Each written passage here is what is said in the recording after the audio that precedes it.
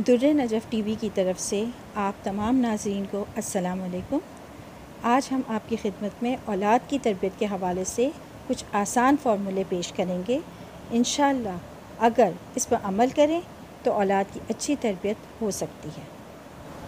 Number 1، جو باپ اذان سنتے ہی ٹیلی ویژن بند کر دیتا ہے اور فوراً نماز کے لیے چلا جاتا ہے تو عنقریب وہ اپنے اس طرز عمل سے اپنے بچوں کو بھی نماز کا پابند بنا لے گا۔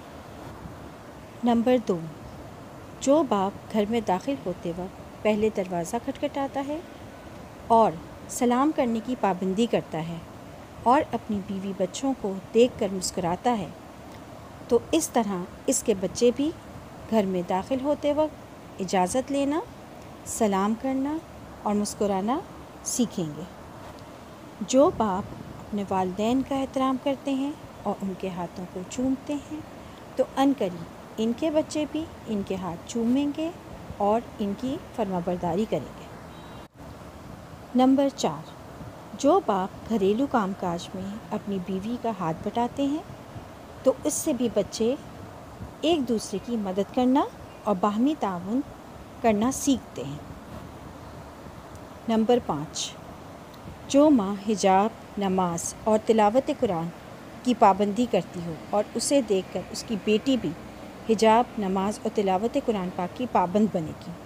نمبر 6، جو باپ صلہ رحمی کرتے ہیں، اپنے عزیز و اقارب کے ساتھ احسان کرتے ہیں اور ان سے محبت کے رشتے استوار کیے رکھتے ہیں تو ان کی اولاد بھی ان کے ساتھ صلہ رحمی اور حسن سلوک کرنا سیکھتی ہے۔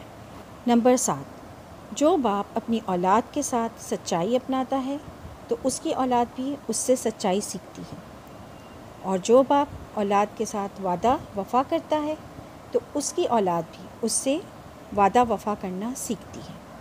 نمبر 8، جو ماں باپ صفائی ستھرائی کا اہتمام کرتے ہیں، ایک منظم اور مرتب زندگی کا اہتمام کرتے ہیں، یہی بچوں کی تربیت کا آسان ترین طریقہ ہے۔ اس کے ساتھ اجازت دیں۔ اللہ حافظ۔